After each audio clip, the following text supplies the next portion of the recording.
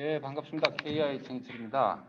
아침에 다들 많이 오셔가지고 좀 유의미한 정보를 들을 수 있으면 좋겠습니다. 오늘 제가 발표드릴 거는 이제 이동건 교수님의 의사결정 지원 시스템 연구에서 제3 협동과제, 협동 두 번째 과제로서 DB 구축 파트가 될 것 같습니다.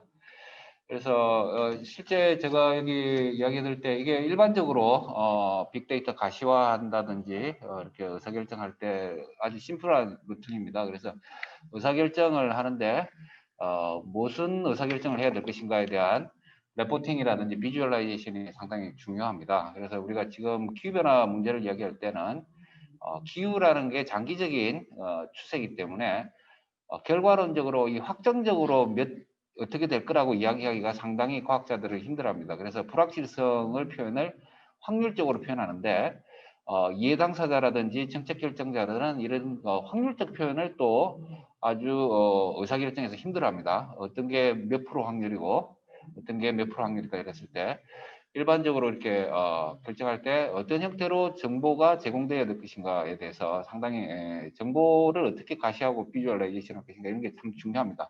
근데 그거가 이제 의사결정 과정에서 우리들이 총괄하고 우리가 협동 1에서 많은 과학적 방법론을 가지고 의사결정을 하게 될 것이고 저희들은 그러한 것을 위해서 신뢰성 있는 가장 큰 자료 이 의미는 데이터가 오염되거나 잘못된 데이터를 가지고 평가하는 것은 뒷부분을 다 무너뜨리는 그렇게 될 겁니다. 그래서 데이터를 모니터링하거나 모델링해서 데이터를 생산했을 때 이 데이터가 미래일 경우나 현재일 경우 얼마나 신뢰 가능한 것인가 이런 부분들이 지금까지 2010년 이후에 적응대책에서 이후에 많은 논란거리가 됐습니다. 상당히 저해상도 혹은 짧은 기간에 격자 자료라든지 데이터를 지자체라든지 이해당사자 제공하면은 그 결과의 신뢰성에 대해서는 항상 담보하기 힘든 형태가 되었기 때문에 우리가 그 불확실성 항상 내재하면서 신뢰 가능한 정보인지를 확신을 할 수가 없기 때문에 이런 부분들을 좀 감소하기 위해서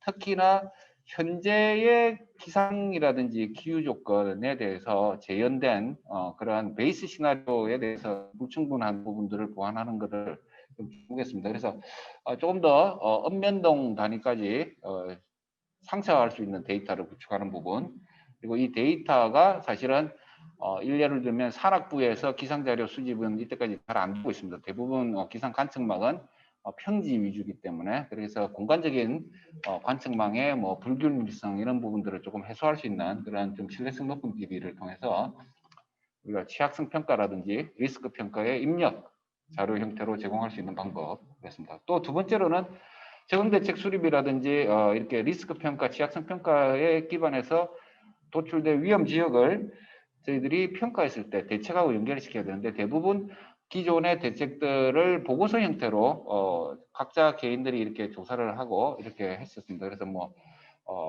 대부분 유사한 대책이 되겠지만 그런 것들이 저희들이 분류 체계를 각 항목별로 마련해서 인벤토리화해서 이렇게 취약성이라든지 리스크 평가 결과하고 연계할 수 있도록 이렇게 구축하는 DB를 구축했고 그다음에 우선순위하고 그래서 정보 시스템에 탑재할 수 있도록 이렇게 했습니다.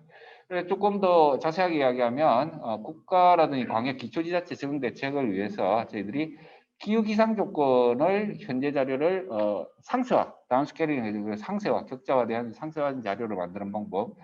그리고 이 상세한 자료를 이용해서 영향의 분포라든지 이런 것들을 상세화하는 것. 그리고 거꾸로 취약성은 행정구역 단위로 되기 때문에 이 상세화된 DB들을 행정구역에서 대표값을 무엇을 할 것인가. 지금까지 대부분 제공되고 있는 것은 행정구역 내에 많은 격자들 중에 평균값을 제공하겠습니다. 그래서 우리가 이거 책 중에 평균의 함정이라는 책도 있지만 이상기후 현상일수록 극한 현상일수록 평균으로 하면 가소평가되는 부분이 있기 때문에 대표값을 뭘 할 것인가. 그리고 분류체계라든지 이런 부분을 해서 협동과 총괄과 협력해서 시스템을 구현하는 쪽으로 됐습니다. 그래서 먼저 첫 번째 되는 거는 저희들이 장기적인 현재 시기의 그 추세라든지 공간 패턴을 분석할 만한 게 기상청에서 지금 17년, 2001년부터 2017년까지 있고 아마 내년쯤 되면 19, 20년에서 20년치를 제공할 것 같습니다. 그래서 기후라는 게 대부분 30년 이상의 장기적인 패턴을 연구하는 부분이기 때문에 이런 부분을 저희들이 보완하기 위해서 그나마 현재 기후 재현된 자료로서 가장 신뢰성 높다고 생각되는 ERA 자료를 확보해서 극한 지수들을 관측치하고 비교해서 DB화할 수 있도록 이렇게 구축을 하고 있습니다. 그래서 DB 자체는 수집이 되었고 이게 2071년 이후로 한 25km 격자로 전 세계 글로벌 데이터를 저희들이 농업 부분 포함해서 5대 변수를 다 확보했고 이것들을 이제 폭염, 폭우, 한파 등 극한 지수를 가지고 익스트림의 분포를 얼마나 이 베이스 시나리오가 재현하는가 평가했을 때 2018년 폭염 같은 게 아주 유명한 폭염인데 이때 ECMWF에서 제공하는 이런 ERA 자료가 조금 과대 모의하고 있다. 폭염은.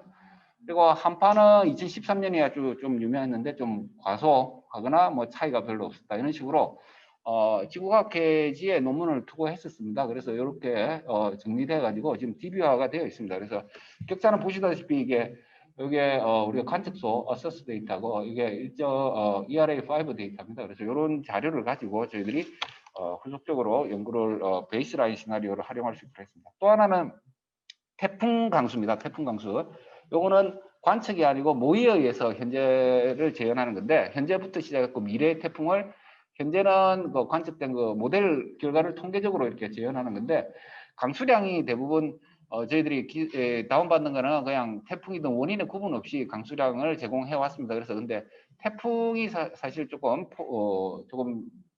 피하고 이렇게 피해 분포하고 태풍의 강수만을 비교하는 게 장마 때 강수인지 태풍 강수인지 이게 좀 분리 비교하는 게 재산 피해하고 관련됐을 때 태풍 강수가 별도로 분리하는 게 또 유의미하다는 결과가 좀 있어서 이게 우리가 베스트 앱에서 그냥 기상청에 주는 강수량을 그냥 평균해 갖고 주었던 분포하고 요거는 이제 제2연보에서 있는 분포하고 이렇게 차이가 있습니다. 그래서 이 태풍의 패턴하고 유사하다는 게 좀 나와서 저희들이 이런 식으로 해서 저희들이 고해상도 태풍 강수를 위성하고 이렇게 Rclip이라는 모델을 이용해서 게시를 하고 있습니다. 그래서 자세한 사항은 사실 뭐 개별 교수님들이 하시는 부분이라서 제가 잠시 그림 같은 걸 보여드리면서 이렇게 태풍 경로라든지 이런 걸 가지고 신뢰도 평가를 통해서 재현된 자료가 쓸만하다구나. 그 다음에 이거를 저희들이 2100년까지 RCP 8.5에 대해서 태풍 강수를 격자화해서 생산을 하고 있습니다. 그래서 이거는 저널오브 클라이밋에 지금 투고가 되어 있습니다. 그래서 산학 효과를 했고 세 번째 현재 기상을 재현한 것들은 사실은 우리가 산업부에서 산림청에서 산림과학원에서 모니터링한 게 몇 년 되지 않습니다. 관측소의 강수량이라든지 기온 자료를 대부분 우리가 100년 이상 된 것들은 대도시라든지 도시 규모에 있기 때문에 다 평지입니다. 근데 우리나라는 70% 이상이 산업부고 산업부에는 기상 변화가 다양하기 때문에 이걸 대체할 수 있는 자료가 뭐가 있을 것인가? 결국에는 모니터링 할 수 있는 거는 간접적인 방법, 리모트 센싱에 의한 간접 추정이 필요할 것이다. 그래서 산업부 강우량이 추정한 자료는 항상 불확실성을 포함하고 있습니다. 그렇지만 데이터 자체가 없는 것 혹은 오버 인터폴레이션 되는 것보다는 이러한 참조 자료를 활용할 수 있도록 하기 위해서 위성 자료입니다. 트램이라든지 위성 이미지를 이용해서 데일리 30년치를 재구현하는 것을 시도를 했습니다. 기법은 머신러닝을 이용해서 트레이닝을 시켜서 저희들이 재생산합니다. 당연히 이기에도 불확실성은 있지만 산업부의 오차까지 포함해서 패턴을 일치화시켜서 저희들이 그리드의 강수량하고 이렇게 했습니다. 이게 1kg 단위로 데이터가 데일리로 생산되고 있습니다. 그래서 이거는 이제 딥러닝 기법을 이용했다는 것이고 자세한 것들은 아마 논문화가 아직 투고는 안 되는데 이거를 해서 생산되면 데이터 이 자료에 의해서 산사태라든지 산악 부위의 재난 쪽에서는 현재 기상 데이터가 조금 더 축적될 동안에는 꼭 좀 보완적으로 이 자료를 쓸 수 있도록 이렇게 할 수 있도록 하겠습니다. 신뢰성 부분입니다. 그리고 또 하나는 저희들이 인벤토리 이게 제일 지자체에서 관심 있는 부분입니다. 왜냐하면 반복적인 피해라든지 폭염, 홍수, 한파라든지 이런 반복적인 피해들은 대책은 대부분 동일합니다. 근데 전국 지자체들이 어떠한 대책들을, 어떠한 피해에 어떠한 대책들을 선호하고 얼마 정도의 규모로 이렇게 가지고 있는지, 투자를 하는지에 대한 메타 정보 자체가 제대로 제공되지 않고 있었습니다. 그런데 이번에 광역지자체 1, 2차 대책을 통해서 대책의 목록들을 리스크하고 연계시켜서 저희들이 건강 분야에 뭐 폭염 건강이면 지자체들이 무슨 대책들을 많이 사용했고 예산을 얼마 주고 이렇게 메타 정보를 구축해서 지자체들이 취약성이라든지 리스크 평가 결과하고 대책하고 연계할 때 조금 용이한 형태로 제공할 수 있도록 좀 이따가 실습 시간에 우리가 가시화하면서 시스템에서 좀 볼 수 있도록 그렇게 하겠습니다. 사례입니다. 이거는 뭐 건강에 대해서 기온 강수량의 건강에 어떻게 좀 하는지 이게 분류 체계를 구성하고 거기에 맞는 적응 대책들에서 광역지자체 적응 대책에서 뽑아서 했던 부분입니다. 그래서 이 부분은 의사결정 지원 시스템을 지원하는 파트입니다. 사실은 저희들이 같이 시스템 개발할 때 지원할 때 어떻게 데이터를 줄 것이냐 할 때 뭐 지자체의 기본 정보라든지 이런 것들을 적응센터에서 우측하거나 같이 가지고 있는 자료를 조금 기본적인 통계 자료를 같이 확보했다는 그런 부분입니다. 또 하나는 장기적인 생물 다양성이라는 평가를 위한 DB입니다. 바이오클라임 DB를 앞에서 이야기했던 그런 재구축된 자료를 가지고 이 바이오클라임 DB를 재구축해서 제공할 겁니다. 그래서 산악부라든지 다른 부위에 대해서 한 1kg 정도 수준의 그런 바이오클라임을 제공을 해서 생태계 분야 연구자들이 활용할 수 있도록 하는 게 이제 목표가 되겠습니다. 그다음에 인구. 근데 인구는 우리가 현재 인구는 잘 정부에서 제공하고 있기 때문에 현재 인구를 기반으로 앞으로 폭염에 노출되는 인구 변화라든지 이런 것들을 고려할 수 있도록 경제 사회경제 시나리오가 인구 변화의 패턴을 어떻게 할 것인가 이런 부분들을 조금 연구 차원에서 접근했었고 결국에는 그러한 격차된 상세한 데이터는 결국 행정구역 대표값으로 추출될 겁니다. 행정구역 다닐 때 그때 대표값을 뭘 할 것인가 이런 부분이 추구적으로 되어 있습니다. 그래서 이쪽에서는 이제 이러한 형태의 DB들을 구축했고 궁금한 사항은 또 질의해 주시면 답변하도록 하겠습니다. 감사합니다.